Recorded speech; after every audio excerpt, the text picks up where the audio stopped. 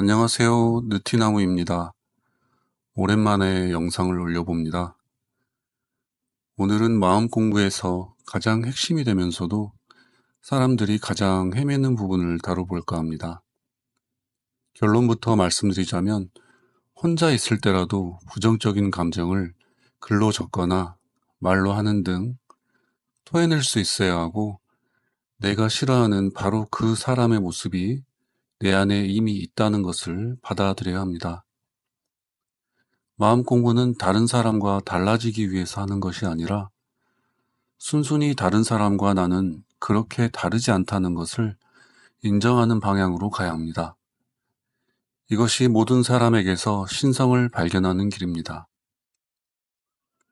다른 사람과 달라지기 위해, 내가 싫어하는 그 무언가에 저항하기 위해 쓰는 힘을 다른 곳에 사용하게 되는 과정으로 옮겨가야 한다는 것입니다. 사람의 온전함이라는 것은 때묻지 않은 순수함이 아니라 모든 모습을 다 가지고 있다는 것을 받아들일 때 비로소 이룰 수 있는 개념입니다. 하지만 대부분의 사람들은 자기가 싫어하는 모습, 응당 사람이라면 그러지 않아야 한다는 관념에 사로잡혀 오히려 그 사람과 똑같은 짓을 계속 반복하는 블랙홀에 빠지고 맙니다. 바로 계속 저항해서 계속 현실로 만드는 겁니다. 다른 말로 하면 억눌린 나의 감정들이 자기들을 인정해달라고 계속 그런 현실, 그런 상황들을 불러온다는 것입니다. 아무리 마음을 가라앉히고 명상을 해도 그때뿐이라는 것을, 그런 방법은 계속 억누르는 잘못된 방향으로 가고 있다는 것을 아셔야 합니다. 예를 들면 아주 쓰레기 같은 사람을 보게 됐다고 합시다. 그러면 나도 저런 모습이 될 수도 있구나. 나도 저런 모습을 보일 때가 있었지. 나도 상황이 바뀌면 저런 모습을 보일지도 몰라. 나도 사실은 저런 짓 좀 해보고 싶다. 부러워. 이런 통찰이 일어날 수 있어야 한다는 것입니다.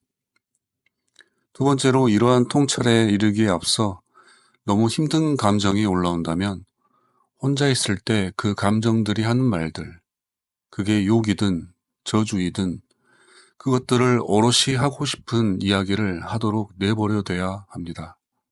그걸 글로 옮겨 적든 말로 내뱉든 말이죠.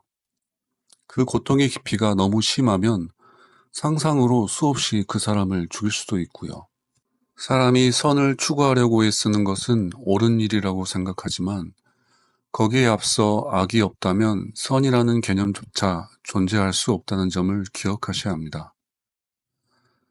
존재하는 모든 것에는 그 배경이 필요합니다.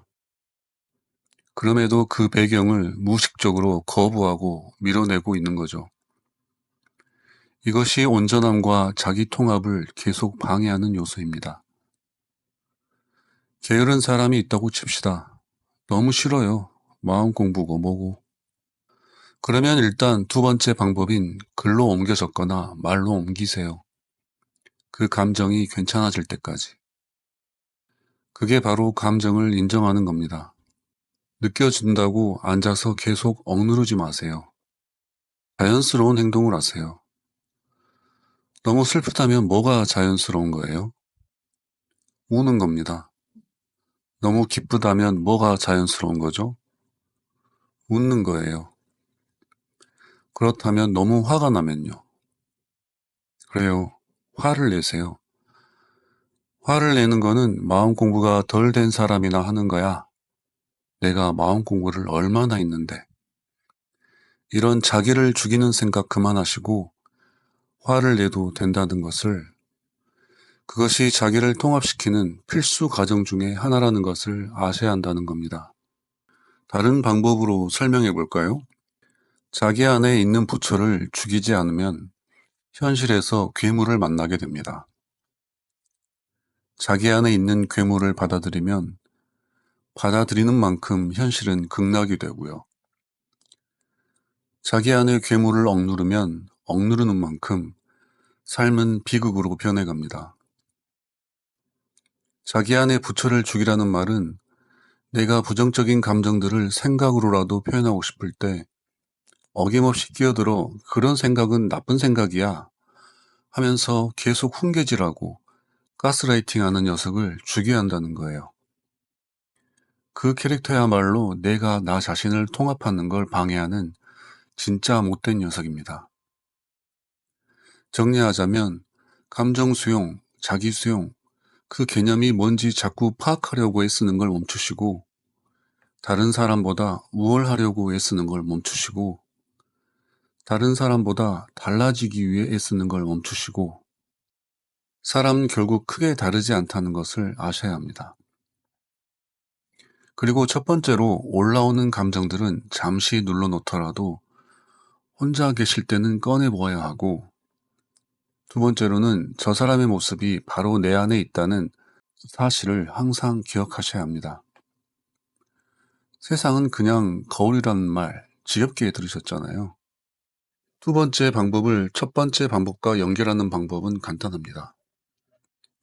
이기적인 사람이 너무 싫다면 나는 이기적인 사람이다 라는 문장을 생각하거나 말로 했을 때 일어나는 감정들을 첫 번째 방법으로 이어가시면 됩니다.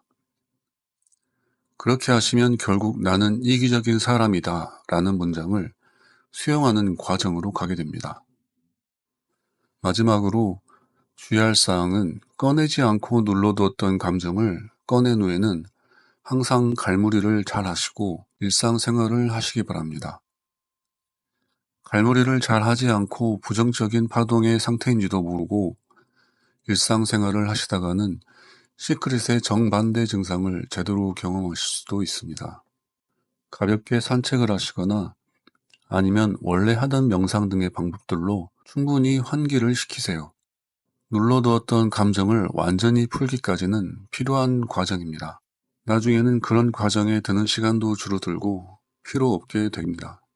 갑자기 영상을 올리고 싶다는 생각이 들어 몇 말씀 드리고 갑니다. 오늘도 항상 스스로를 있는 그대로 허용하고 받아들이는 그런 하루 되시길 바랍니다. 감사합니다.